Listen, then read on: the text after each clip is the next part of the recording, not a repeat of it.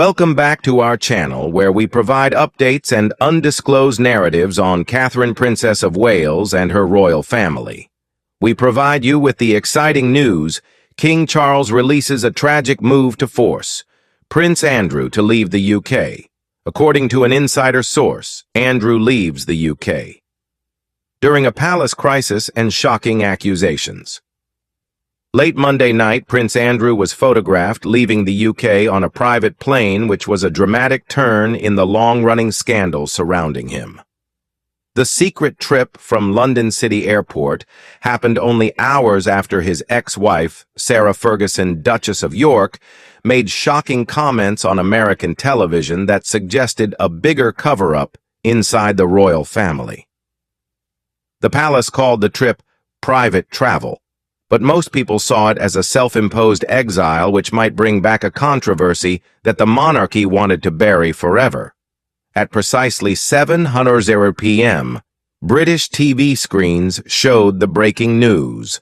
On the 29th of October 2025, the blurry long-lens picture of a Dassault Falcon airplane sitting on the wet tarmac with its lights flashing through the fall mist was underneath the headline. There was a recognizable shape, captured in a short telescopic shot. He had no insignia, no official escort, and just one briefcase.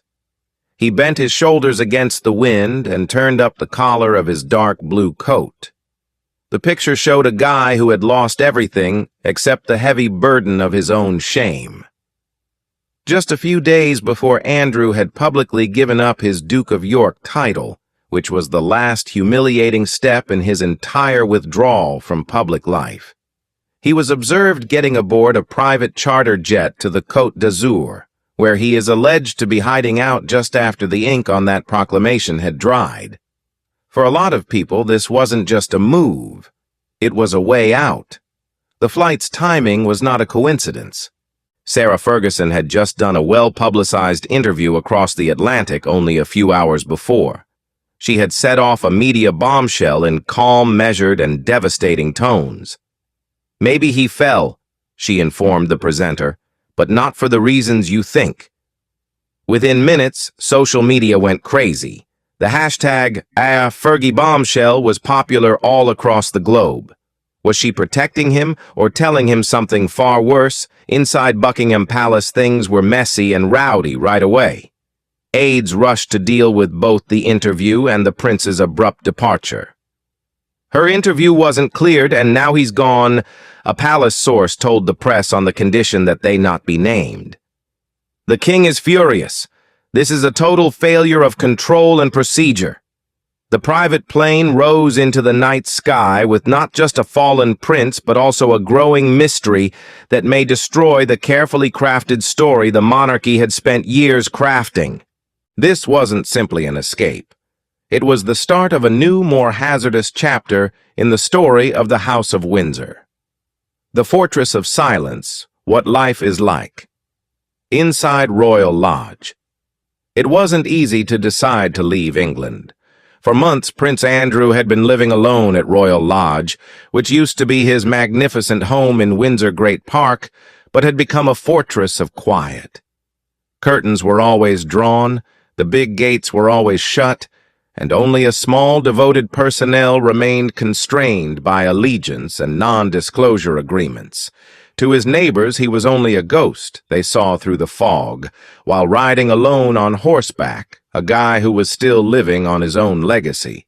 After settling with Virginia Giuffre and losing his military titles and patronages, the tension in the 30-room estate became too much to handle.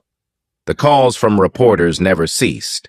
Former buddies from his time in the military, guys he had served with in the Falklands, slowly pulled away. He used to get a lot of invitations to social gatherings, but they stopped coming. Even though the palace had a long history of keeping things private, it was evident that the family had moved on. It was evident that Andrew's ongoing presence at the heart of the royal estate was an open wound that the monarchy could no longer hide. His brother, King Charles III, had tried to arrange a soft landing in secret, Sources close to the king say that a plan was made to let Andrew live abroad with some dignity. The deal included a tiny personal budget, a secret security detail paid for by the Duchy of Lancaster, and a clear agreement that his brother would go to the continent to find peace and reflection. To prevent further public shame, the story of health and rest in Europe was discreetly leaked to a few media sources. This was a nice way of saying that the person was being sent away, but it was really a cover for what was in fact expulsion. Sarah Ferguson had been his sole real connection to the outside world behind the scenes. Even though they were divorced years ago, their relationship was still complicated and very faithful. She went to Royal Lodge, often bringing home-cooked dinners and old picture albums from their daughters' weddings. These visits were a lifeline for the lonely prince. Fergie was the first person to tell him to leave the nation completely, not as an exile, but as a strategic withdrawal. She is said to have urged him over tea one day, "Let the noise fade. You can't fight ghosts, Andrew. You need to let them go."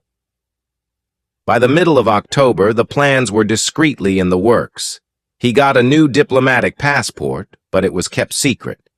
With the assistance of only one loyal assistant, he packed up his most important things. An old non-aristocratic friend from his days as a trade ambassador had given him a private property in Antibes, France, which is quite different from the circles that are now being looked at. But no one knew that Sarah had already agreed to go on American television. Not the king, not Prince William, not even her own children, Princesses Beatrice and Eugenie.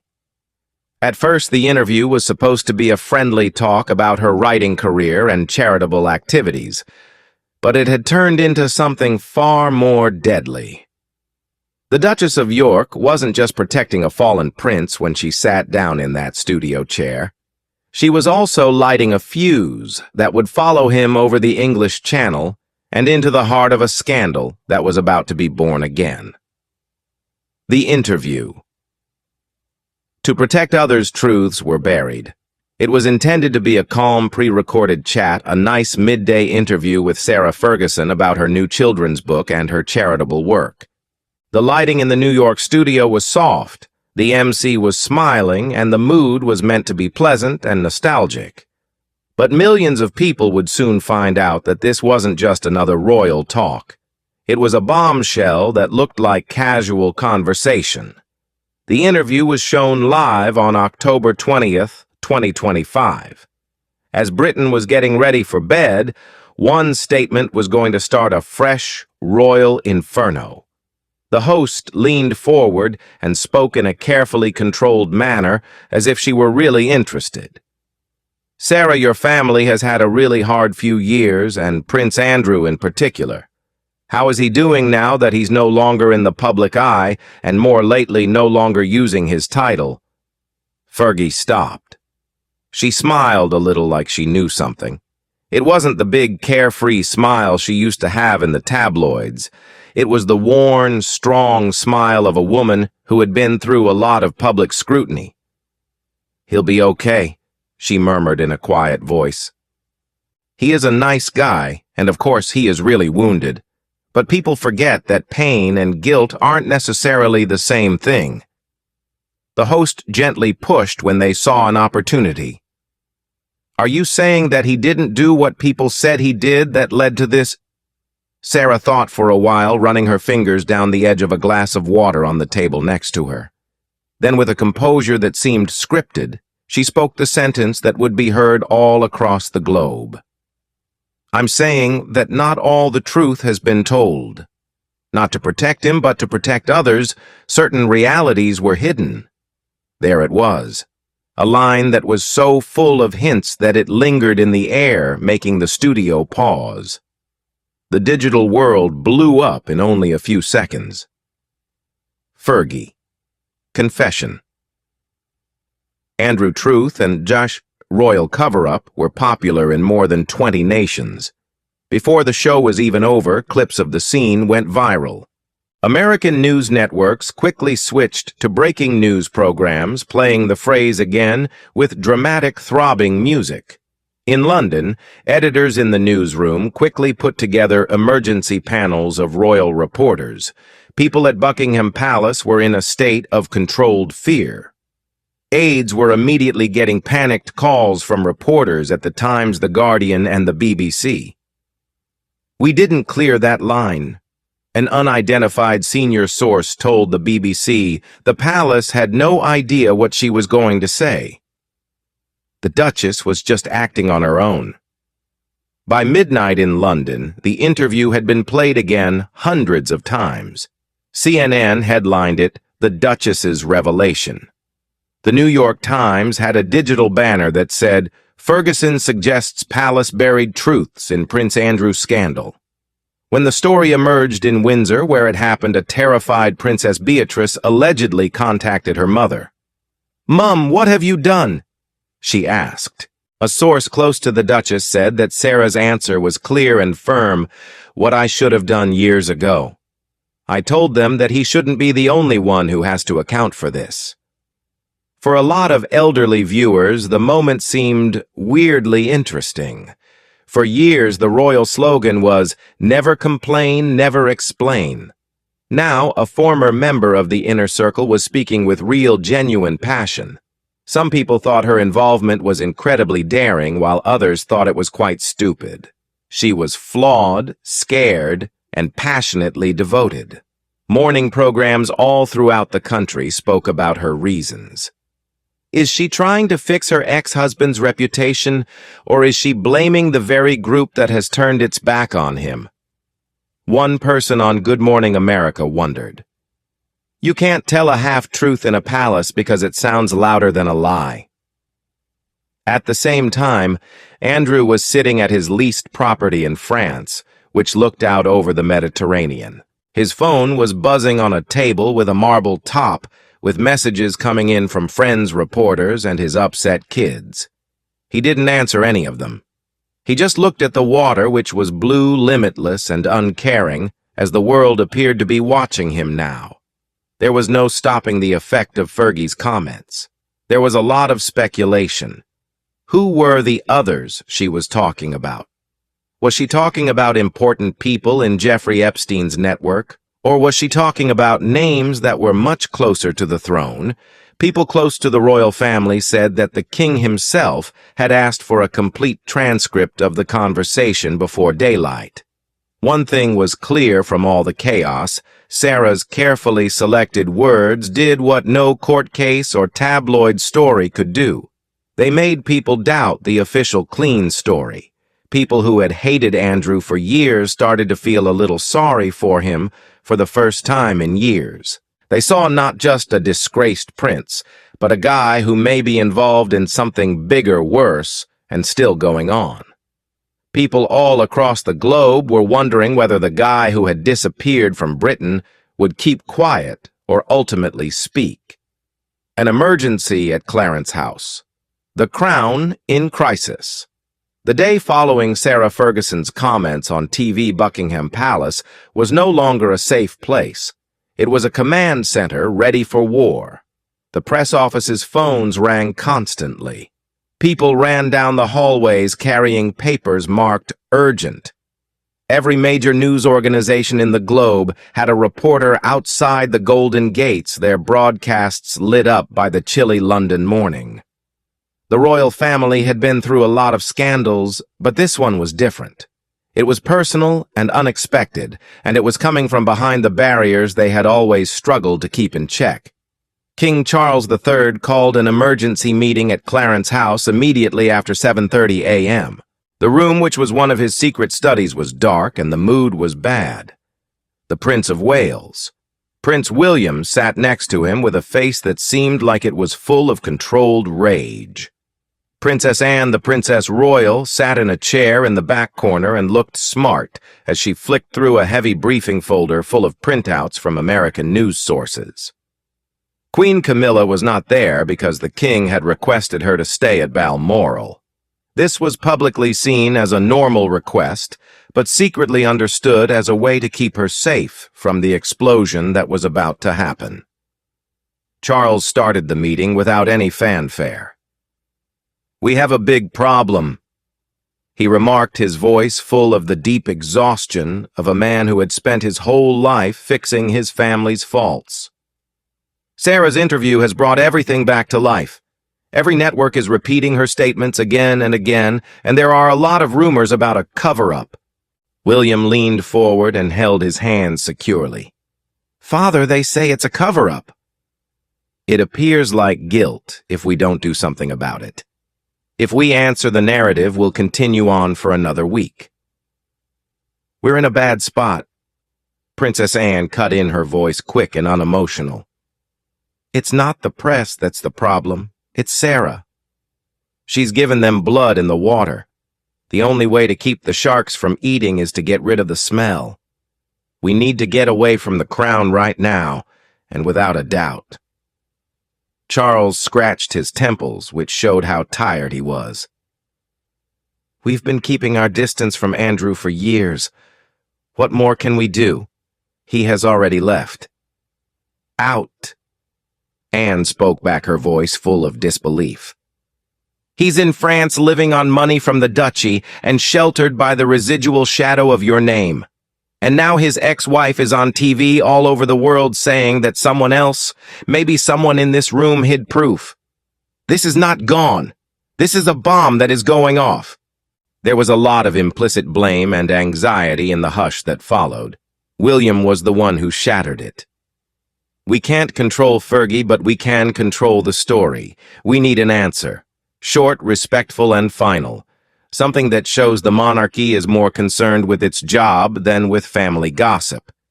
The king nodded slowly. "And what about Andrew?" For a time, William was unsure. Even if he talks now to defend himself, it will appear like he and Sarah planned it. It will prove the plot. He has to be quiet. But the quiet was already shattering in other places. The interview was being shown for the third time on major networks in New York. Now American anchors were linking what Sarah said to Virginia Giuffre's long-rumored book, which was slated to come out later that year. "Is the Duchess giving us a sneak peek at what's in that book?" one person asked. "Or is she talking about something else? Something the palace hoped would never come to light?" Back in London, the Buckingham Palace communications staff was under a lot of stress and wrote a 3-sentence statement for quick dissemination, with the royal crest. Sarah, Duchess of York, said things that were personal and not the royal family's point of view. The palace will not say anything further about private family affairs. The royal family is still focused on their public obligations. The words were chosen on purpose to be cold and impersonal and to keep the people and the institution apart. But it was too late even before it made the news. The harm had already spread across the world's digital veins, flowing faster than any official denial could stop it. Anne got up from her chair and her body was stiff. "This isn't simply a story in the news anymore. This is about having power. If Andrew chooses to accept her call to arms, he will take us all down with him." Charles glanced up, his eyes clouded with memories of past fights. "And what if he doesn't?" Anne said. "Then Fergie will. She has always been the one who doesn't follow the rules." At the same time, Andrew was sitting in the living room of his beach property on the Côte d'Azur. The morning light in France shone through the windows, making dust motes dance in the air. The headline on a copy of the Times on the table read, "Fergie hints at royal secrets, is Andrew the key?" His assistant, a quiet retired soldier, waited at the entrance. He halted in the middle of the statement and said, "Your Royal High, Sir London is calling. They are asking you not to say anything." Andrew didn't glance away from the window. "There's nothing to say." "Sir, the palace has sent a message saying they don't want to be associated with the Duchess." "I knew that," Andrew said, looking out at the water, which was a deep blue. "They always do." The aide was unsure. "Should I cancel the requests for interviews, sir?"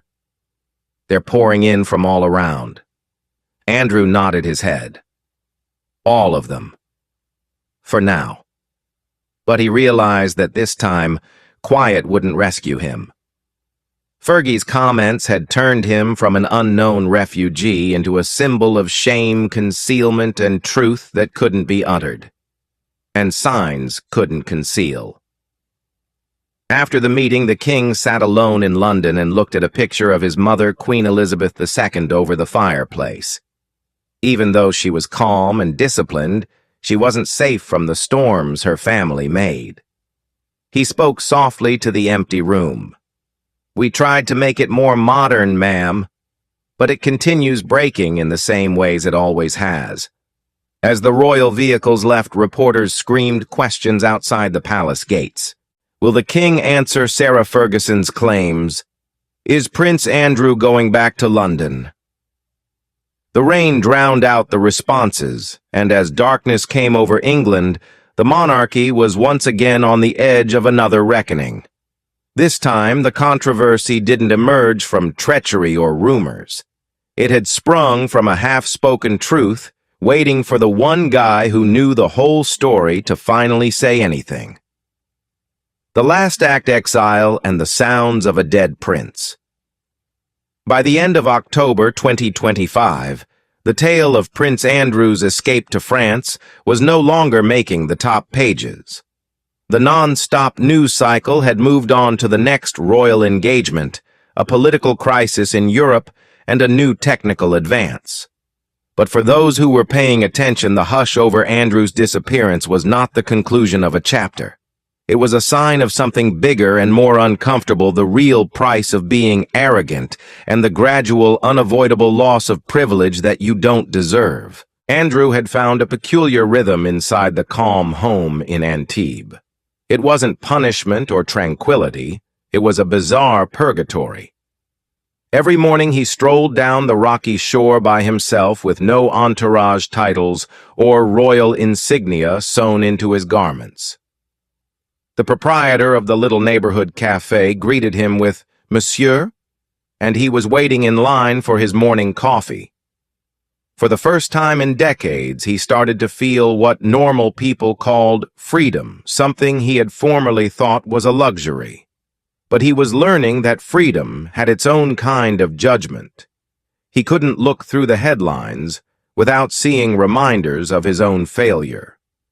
The younger royals were doing well. William and Catherine were often regarded as the steady, modernizing future of the monarchy. People appeared to be becoming more and more sure that King Charles was a reforming, duty-bound king.